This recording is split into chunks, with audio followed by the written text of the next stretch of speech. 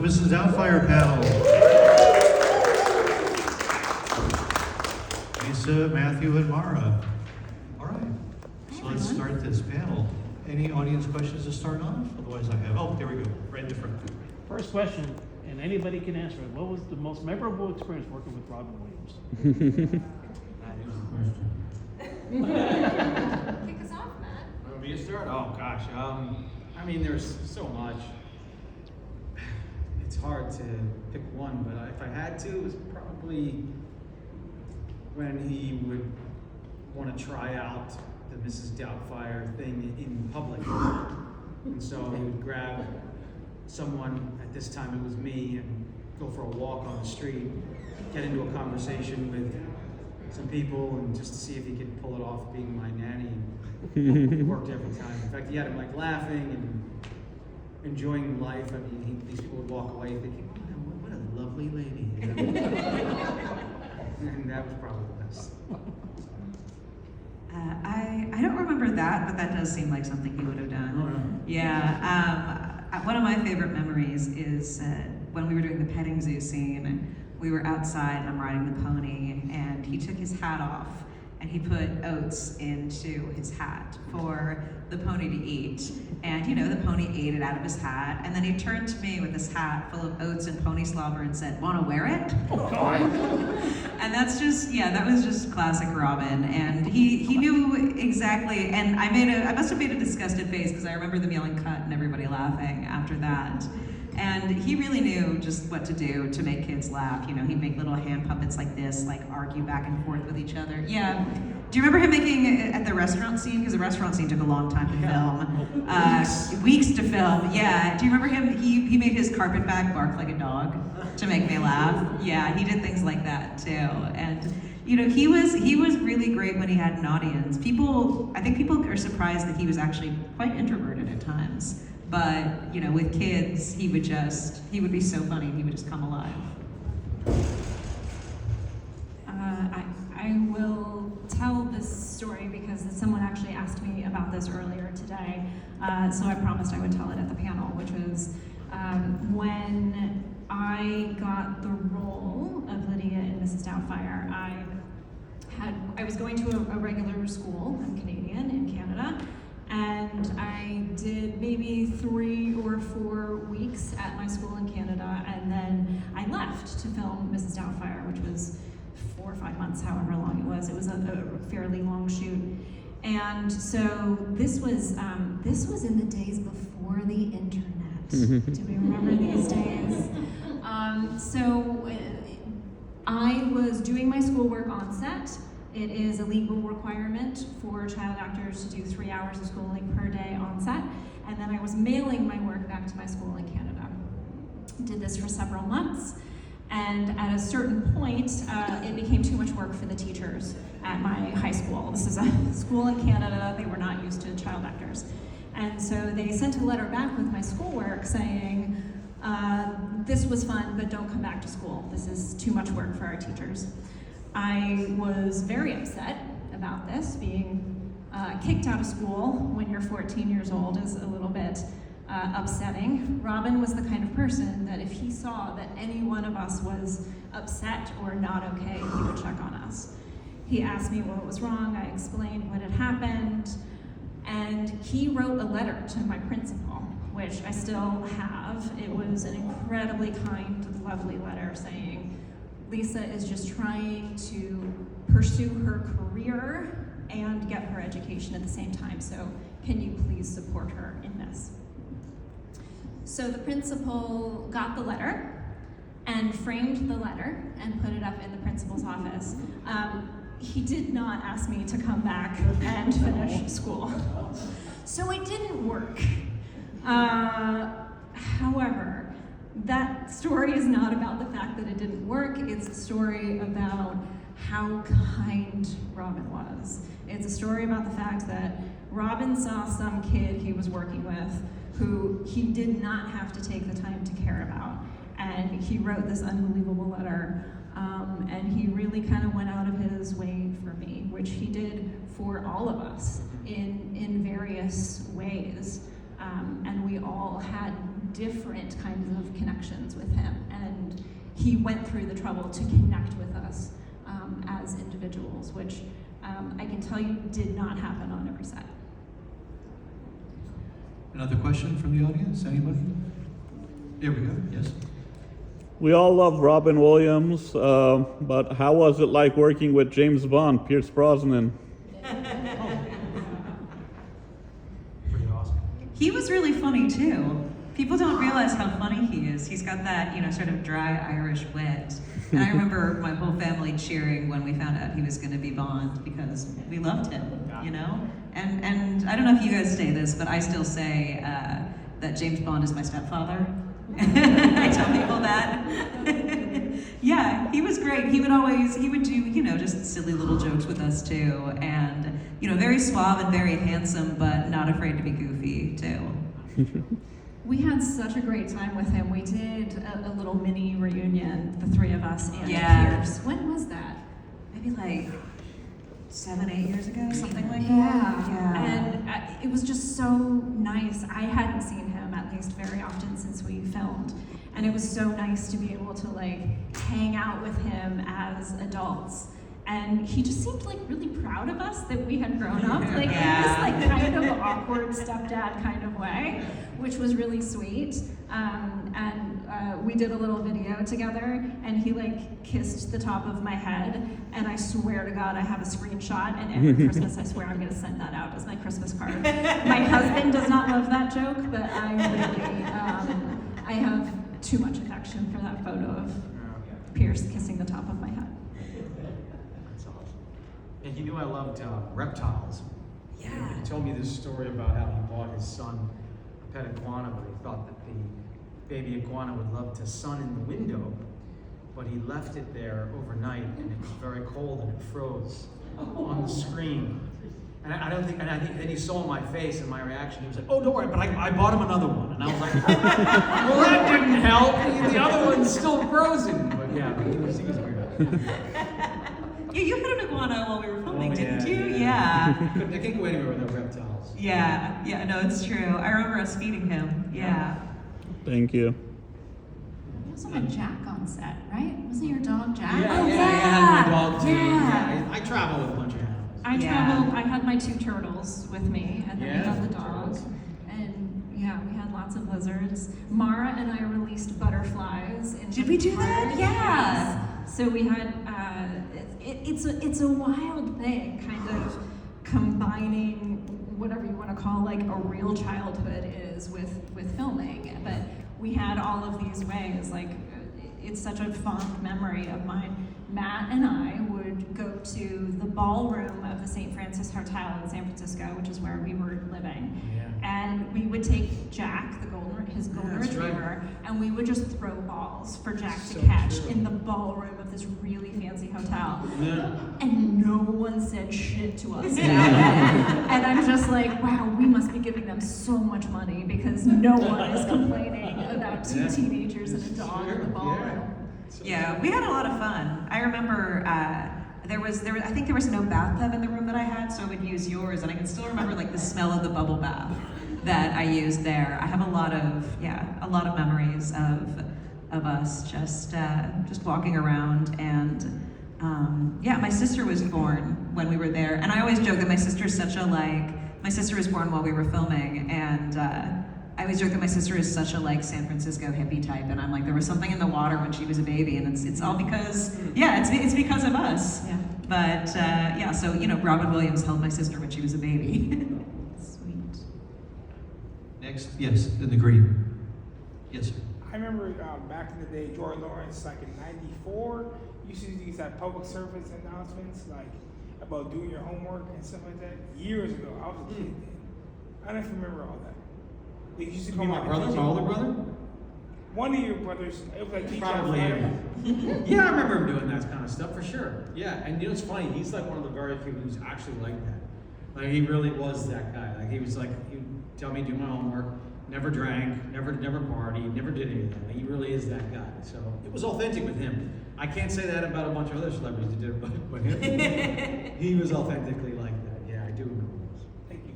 Yeah. Yeah, it was kind of, he was a very big heartthrob at the time, and it was really, yeah, it was kind of, it was, I think for us to be around him, I mean, probably especially you, like, I remember everybody being like, oh my God, you know Joey Lawrence? You know Joey Lawrence? And then I remember the next year, after I filmed, when I was filming Miracle on 34th Street, a whole group of girls like cornered me, and you were coming to visit me, and I was like, oh, Lisa from Mrs. Doubtfire is coming to visit me, and they were like, that's cool. Is Matt coming too? Is one of the Lawrence brothers coming too? And I was like, no, I don't think he is. And in a chorus, they all went, aww. Yeah. I don't know. I mean, yeah. Then it registered me because he was like my brother, and then I was like, oh yeah, I guess my brother is a hunk. Yeah. Up here in the front, yes. I was working with Sally Field. Just like, I always remember Sally very much taking care of us like a mom would. Like she was bringing us books and games and wanted to make sure that we were having fun and that we were okay. And it was very sweet and very loving, and it just always felt incredibly authentic with her. yeah, I have a memory of us going to a restaurant. It wasn't even a fancy restaurant. It was like a Johnny Rockets or something. And me like having trouble eating my sandwich. So her like cutting it and like taking it off for me and like, you know, being like, oh, maybe you can eat it with a fork like this instead. Like she was very motherly. And actually in my family, we all, maybe this is a little bit strange, but we all named our tooth fairies. Like we were told, I guess, that they have like a tooth fairy name and they have like a human name that we give them. And I named mine Sally after Sally Fields. Yeah, Sally, yeah, same. She was like a mom type. She's just so nurturing. But did you guys hear this? I just read somewhere, I don't know if it's true. You never know what's true these days, but I just read that she thought that the movie wasn't going to be that good while she was shooting. I was like, what is this really? It was like brand new to me, but apparently she gave an interview where she was like, I didn't even know the movie was going to be all that good. And then I saw it and I was like, wow, it's really much better than I thought it was going to be. So I thought that was interesting because I didn't know that. She never let on that. She was like sitting there going, I don't know if this is going to work. You know? She was very committed. Yeah, I mean, I remember thinking that. I remember thinking. You were thinking that too? I remember thinking, how is it possible that his children would recognize him? And I was like, if that, right, that is just the core tenet of it. And if that wasn't believable, then we all just look like idiots, right? It's true. And so I remember being concerned that if it wasn't feasible, then the entire movie just disintegrated. But I mean, we had the incredible talents of the hair and makeup team, the wardrobe team, like everybody just sort of came together, and then of course Robin's performance that just turned Mrs. Doubtfire into an absolute different character. That it was like, yeah, well, of course. Kind of a lightning in a bottle thing, yeah. Yeah. I mean, did V win an Oscar for it? Yeah, she did. She went on to win. And then she went on to win, yeah, and then I worked with her again on Matilda. Oh, wow. Yeah, so yeah, V. Neal and Yolanda, the whole crew that did the hair and makeup for it, they were an award-winning crew, and they did an incredible job. Because, I mean, I don't know if we even, it was, I remember you saying we were introduced to Robin in makeup, right? And I don't remember that, but I remember us and we didn't know who he was at first. Yeah, Chris said it was like his mom. And Yeah, that's right. I remember, yeah, and we didn't know, and then eventually it was revealed that it was Robin. Yeah. So yeah, I do remember doing that. I was so embarrassed that I fell for it. Yeah. I was 14 and thought I should be more professional than that. But that's the base of the movie. So yeah. Right over here. Was Sally Field very serious on set? Because I saw an interview recently where she said that Robin always tries to make her laugh on set, and she would never break, and she was just like, oh, he's just not that funny. And I just can't imagine anyone not laughing at Robin Williams' craziness. I think it was the same interview that we're talking about here, because that's what I was reading. She was like, I didn't even think he was funny, and I was like, what? I didn't know any of this was going on. I had no clue that was going on. Do you remember her laughing on set at the stuff that he was doing? Or? I do. I think that she is somebody who is she does have kind of more serious vibe to Yeah, her. she does. You know, she does. She has that to her, which I think is something that you see reflected, you know, in like Lydia's character as well. You know, she could be very serious, I think, at times, and I remember her like running lines with me and taking it very seriously. But I do think that she was just very committed to it. And also, this is the character is a woman going through a divorce, you know? You don't want to break up on set, you know, crack up on set because you're playing a part that's really hard. And it's a part that could be hard to like, you know? And so I think she was probably just focused on a lot of that. But, I mean, I do remember her laughing and having fun. So, but yeah, I think maybe she is just more of a serious person. Yeah, I saw it because it was the Colbert interview that she did. Because I had also seen it written out, and I was like, I don't believe it. I want to see the interview. Oh, okay, so And it is so okay. yeah, so you can go on YouTube and it's Okay, I gotta check it's this out. Colbert. What? And I was confused by that too, but I think going off what Mara just said is that the whole thing for Sally was that her character didn't think Robin was funny, right? Like, so I do wonder if that played in for her on set of just thinking like he's her annoying about to be ex-husband. Yeah, because I think she said that Pierce Brosnan made a fart noise and she lost it, and then Robin was like, "That's all it took." I mean, a hot guy doing a fart noise is pretty amazing. Yeah, I didn't realize it then when I was at that age, but I kind of felt like Robin got under her skin a little bit. But now that I'm thinking about it, that not only was that just brilliant, that was their chemistry, because that's the chemistry they needed to have, but now I'm thinking about it, was probably a little bit generated from her. Like, she probably was trying to be like, hey, you know, I gotta keep you at a little bit of an arm's length, you know, from me too, because it's part of my character. Yeah, it's interesting. In front, yes. Well, have you guys seen the musical version since it came out about 2 years ago on Broadway? I am seeing it this weekend. Really? I am. I haven't seen it. Yeah, I mean, if you want to come up to Thousand Oaks with me, I connected with one of the actresses playing Natalie, one of the ones who's playing it on tour, and she was like, "Hey, we can get you a ticket if you want to come see it." So I am literally seeing it this weekend, and I'm really excited. I know the original actor who played Daniel Hillard. My friend Abe was in Beetlejuice on Broadway with him, and had nothing but lovely things to say about him. And apparently, he was a wonderful physical comedian. And they've had some really great actors in that part. And I felt like we kept wanting to see it. Didn't we try to make plans to see it, but then like COVID got in the way or something? Yeah. I feel like we kept talking about it. Yeah, I know. I've seen it in London, actually. Oh, you did? Yes. I saw it in London. I'm sorry. I'm sorry you weren't there. I'm seeing it at Thousand Oaks. Yeah. That's less exciting than London, but Thousand Oaks is nice. It's really, it's really interesting to see because it's modernized. It doesn't take place in the 90s. It takes place present day. And so there are different nuances to Blasphemy. it. So it's like Daniel hacks into her email to change, really? Yeah, to change the listing for a housekeeper. So there are things like that are shifted around a little bit, which makes it a little different. But Like a it's modern take on this it's stuff. it just reminds you how long ago the 90s were. Yeah, it's super fun. It's super fun.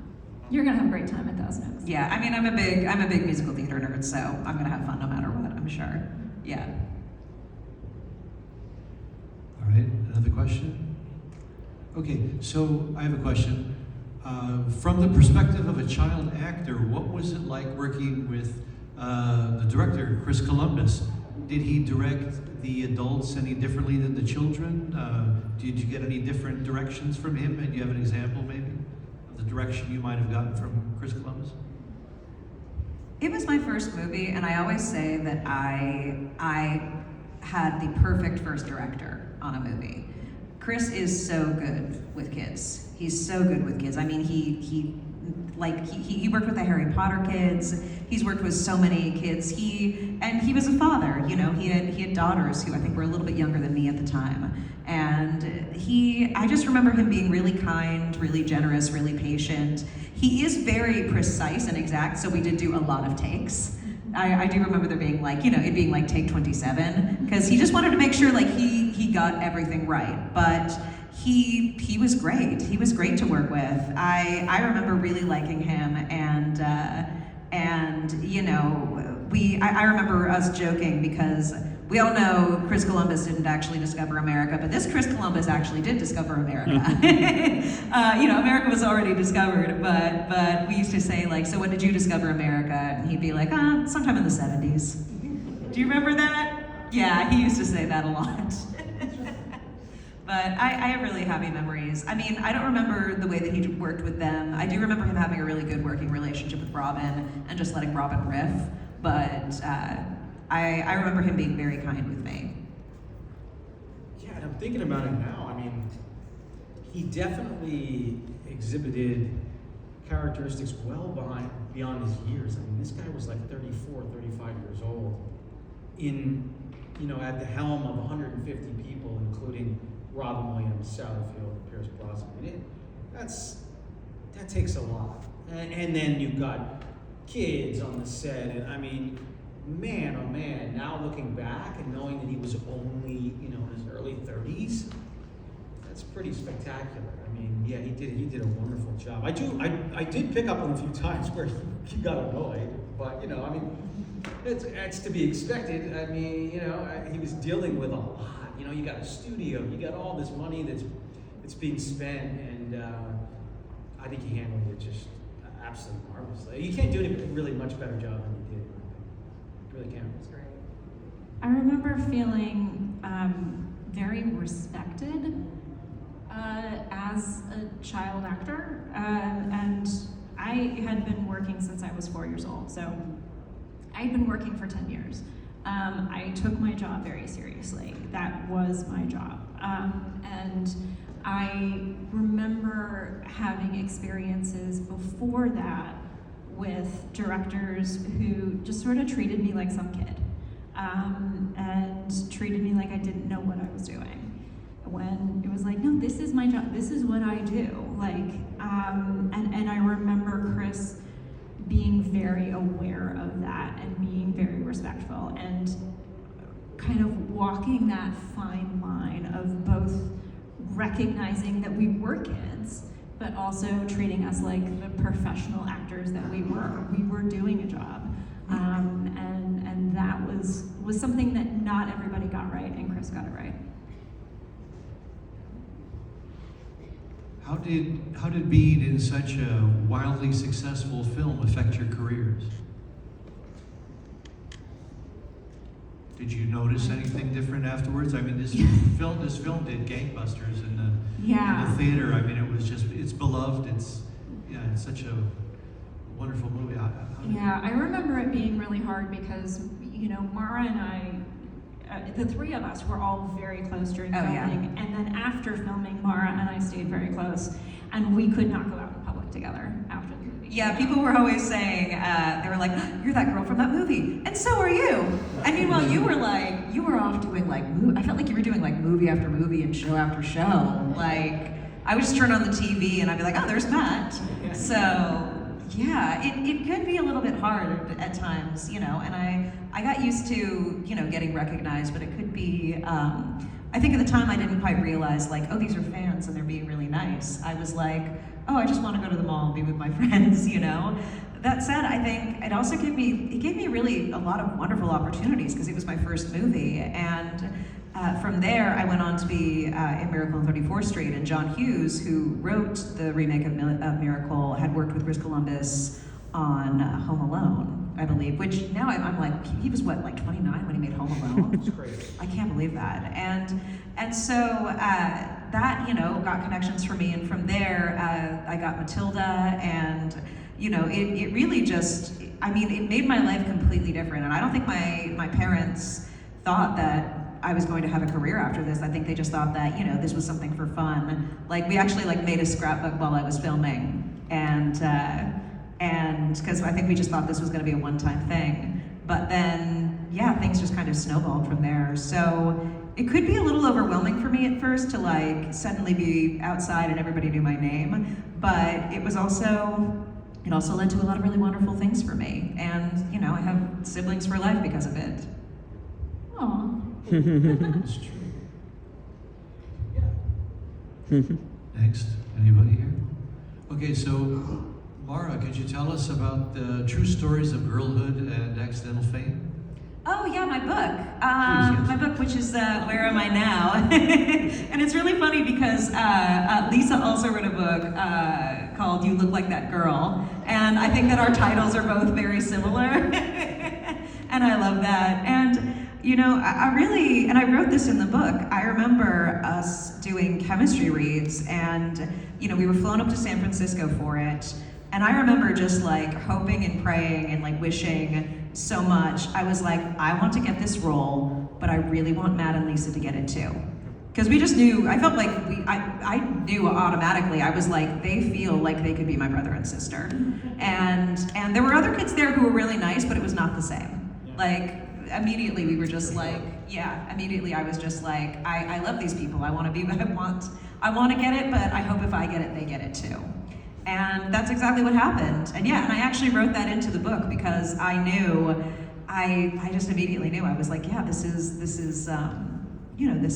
what I want. But yeah, I'm a writer. Lisa's a writer too, and we both wrote books about, you know, the good and the bad in our childhood. And so yeah, I wrote that book about 10 years ago, and I'm still writing. I write plays. I've written comedy. I wrote sort of a follow-up kind of mini memoir follow-up to that called Good Girls Don't, which you can get on Scribd or Everand. Yeah, I love writing, and when Lisa and I met up again as adults, I thought it was really funny. We had a bunch of coincidences in our life where we had maybe like studied the same thing in college, or we had, you know, had the same problem at the same time in our life. And it is really funny to just like to grow up and to be like, oh wow, we still have all these things in common. You know, they saw the chemistry in us from the very beginning. Still family. Can you imagine when, like, we did that chemistry test all those years ago, if they were like, 30 years from now, you're gonna do a panel in Burbank? I mean, I think, yeah, they probably would have been really happy to know that, like, we still, you know, that we still see each other and, you know, still care about each other. Yeah, that's really cool. Lisa, could you tell us about your book? Sure. Yeah, so my first book is called You Look Like That Girl. So that is all about growing up, working in the film industry, sort of what that is like, how I got started doing that when I was 4 years old. And then what happened in my early 20s when I realized that that was not kind of the path I saw for myself going forward, and what happens when you are quote unquote successful in the film industry, but you feel like it's somebody else's dream and not necessarily what you really want to contribute to the world.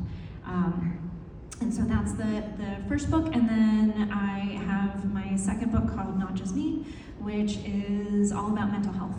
And so mental health is something that's been really important to me my entire life. It's something that I have struggled with, anxiety and depression.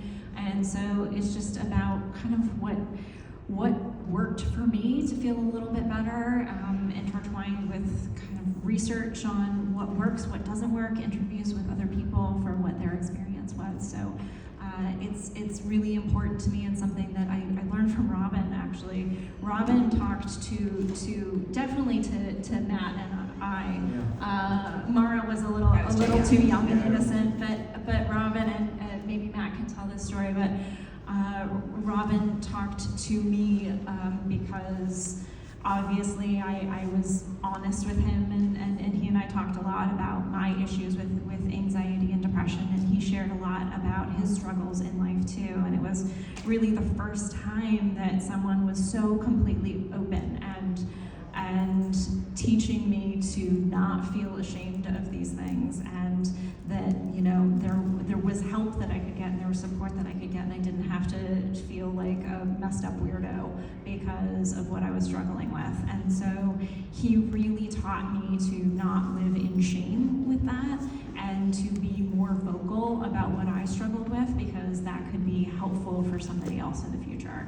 So that's a lot of the work that I've continued to do is in the area of mental wellness, and I do think it's been greatly influenced by the fact that he was so accepting and loving and vocal with me about what he had gone through. Thank you. Brotherly Love Podcast. Tell us about the Brotherly Love Podcast, and also, isn't there a band still three? Oh, well, yeah, it's just my brothers and I having fun. The Brotherly Love podcast is just my brothers and I having fun too. We, coming out of COVID, our business was shut down and we didn't have anything to do. So we started a podcast. But we were very blessed and very fortunate that, it resonated with people. And it's just, sibling dynamics, and I think because we all come from a different perspective, but we all really do love each other as brothers. I think, there's a bit of nostalgia mixed in there. It just struck a chord, and we're, it's also been great for us because no matter what happens, every week, we have to get together, or we have to spend a week preparing if we're all going to be out of town for a certain amount of time, So it's just a great way for us to also reconnect. So we love it for that, and then we also just really appreciate that people are invested in it. It's great, and it really, it also too, it's really wild. I don't know at what point this occurred, but I think it kind of happened also because, like we're saying, the nostalgia in our generation is now kind of at that age where people are talking about it. It just happened to be good timing for us too, because I think it just awakened people to us again as well. So it's been wonderful for many different reasons. What's a typical episode like, or about? A lot of talking over each other, a lot of hand gestures, things like that. Basically. We try to have some sort of topic or something that we talk about, but really it's just like we'll start on something, and after an hour has gone by, we're on to, I don't really know how we got there. And that's what people seem to like, so we just stick with it. Mara and I went on. Yeah. Yes, we did. It was really fun. Yeah. We had the most fun. It was so much fun. And I think, you just, you ask one of the boys about something like, how's your squirrel doing? And like an entire 20-minute story about how the squirrel is doing. Yeah, So it's fantastic. Yeah, you guys are, I mean, I have 3 brothers, and it is a bit like, you guys are so different, but there is just that commonality in the gestures and the way that you talk, exactly. and the things, you have different interests, you have different, kinds of like you're more high energy, Andrew's like lower energy, I'd say Joey's somewhere in the middle, and it's so interesting just to see the 3 of you like ping pong off each other. Like, that was really entertaining for me, definitely, to watch. And it was really fun. I would go on that podcast again if they'll have me. Oh, yeah. Of course. Yeah. Anytime. Yeah, it was really fun. I'm there. Yeah, I'm totally in. Yeah, another sibling reunion, Yeah. I could flirt with Joey, it's fun. It's hilarious. You guys know you're handsome, come on. I can't flirt with you, you're my brother. I know. Gross. I do remember my mom teasing me that she was like, do you think Andy is cute? Because we would like sit together, and I got teased a little bit because of that, But I mean, you had, I don't know if we should get into that, but you know what I'm talking about? What are you talking about? You and my brother. Oh, Yeah. I was in love with her brother. Yeah. And the feeling was mutual, but they didn't find that out until many years later. We held hands once on a train. Yeah, Just they to did. say. It's Is very there anywhere cute. more romantic to hold hands than on a train? Maine? Yeah, Come Travel on. Town, I think. Yeah, not too far from here. So right here with the blue. How close are we to a Doubtfire sequel? I don't know that we could do it, honestly. Yeah. I mean, I don't know how we do it without him. Was there any talks during that time that there's going to be a sequel, or? There was a little bit. Yeah. I at the time, I also, like Lisa, suffer from anxiety, and at the time, the thought of being on a film again really, really gave me a lot of anxiety. So I too quickly said, I don't want to do it. I'm too scared to do that again. And I felt terrible saying that, and I realized later on that it just probably didn't come across the way that I wanted it to come across. I was just like, no, I can't do that. I'm not going to do that. I'm not doing it. Now, I mean, like, I feel like if you know, it were possible, you know, years later, I would probably have said yes, just because I would love working with all these people again. I'm in a different phase in my life now. You know, I was in my early 20s at the time, and but I do think it was a lightning in a bottle kind of thing. I mean, and I don't think that we could do it without Robin, you know. And I do wish that I had said yes at the time, but I know that, you know, it was my own anxiety getting in the way.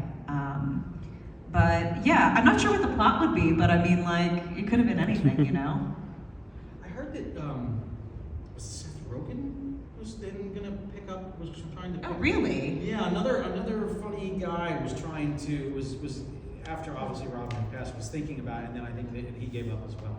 He was just like, yeah, I can't touch this. There's no way I can. But yeah, one of those guys, somebody who was pretty, I think, seriously looking at it, but I don't know. Again, I don't think we can do it without it.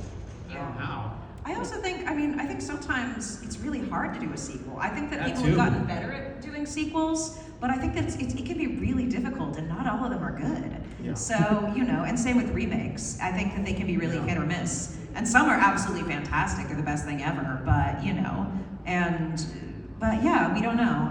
Seth Rogen, I hadn't heard that before, although that would have been interesting for sure, Yeah.